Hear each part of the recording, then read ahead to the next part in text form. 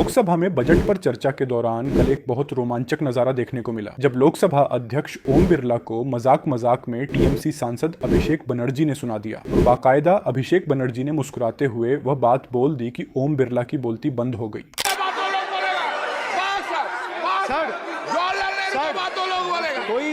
कोई 60 साल पहले जवाहरलाल नेहरू का बात करेगा, दूसरे नेताओं का बात करेगा, तब आप कुछ नहीं बोलेंगे। सब बोलते मैं 5 साल पहले का डिमोनेटाइजेशन का बात करूंगा तो आप कहेंगे भाई वर्तमान इशू पे बोलिए। सर ये पक्षपात नहीं चलेगा सर। बजट पे मैं बजट पे ही बोल रहा हूँ। जब विप्लव देव बोल रहा था तब 100 साल पुराना बात कर रहा था, 50 साल पुराने इमरजेंसी का बात कर रहा था, तब आप चुप थे। और अब मैं डिमोनेटाइजेशन का बात कर रहा हूँ, आपको चुप रहे। वाह वाह सर वाह। बोलिए।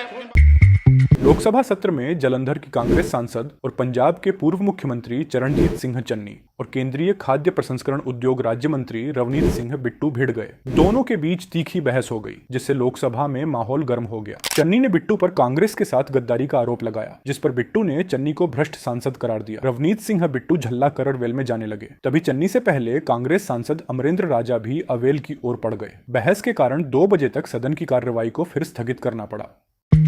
लोकसभा चुनाव के बाद इंडिया गठबंधन के साथ एक एक कर निर्दलीय सांसद जुड़े और कुनबा धीरे धीरे बढ़ता चला गया। अब ताजा राजनीतिक हालात जिस तरफ इशारा कर रहे हैं उसके मुताबिक इंडिया गठबंधन में एक और बड़ा दल जुड़ने के लिए तैयार होता दिख रहा है। आंध्र प्रदेश के पूर्व सीएम और वाईएसआर कांग्रेस पार्टी प्रमुख जगनमोहन रेड्डी ने बुधवार को दिल्ली में प्रदर्शन किया और जगनमोहन रेड्डी के इस प्रदर्शन को इंडिया गठबंधन के कई दिग्गजों का साथ मिला। यहीं से चर्चा भी राजनीति गलियारों में शुरू हो गई कि वाईएसआर कांग्रेस भी इंडिया के मेन के साथ जुड़ सकती है। और अगर ये चर्चा हकीकत में बदल गई तो फिर इंडिया गठबंधन का कुनबा संसद में और भी ज्यादा मजबूत हो जाएगा, क्योंकि वाईएसआर कांग्रेस के पास कुल 15 सांसद हैं, लोकसभा में 4 और राज्यसभा में पार्टी के 11 सांसद हैं, जो कि बहुत बड़ा नंबर है। इनके साथ आने से राज्यसभा में इंडिया गठबंधन काफी मजबूत स्थिति में आ जाएगा।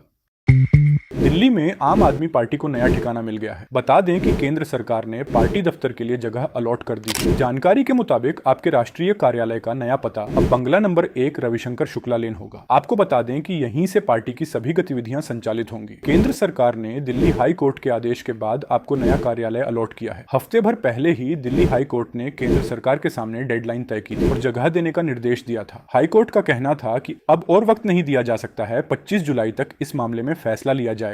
दरअसल सुप्रीम कोर्ट ने आपको राउज वेन्यू में स्थित मौजूदा दफ्तर खाली करने का निर्देश दिया है। सुप्रीम कोर्ट ने आपको अंतिम मौके के रूप में 10 अगस्त तक का समय दिया है। इससे पहले मार्च में सुप्रीम कोर्ट ने आपको अपना राउज वेन्यू दफ्तर खाली करने के लिए 15 जून तक का समय दिया था।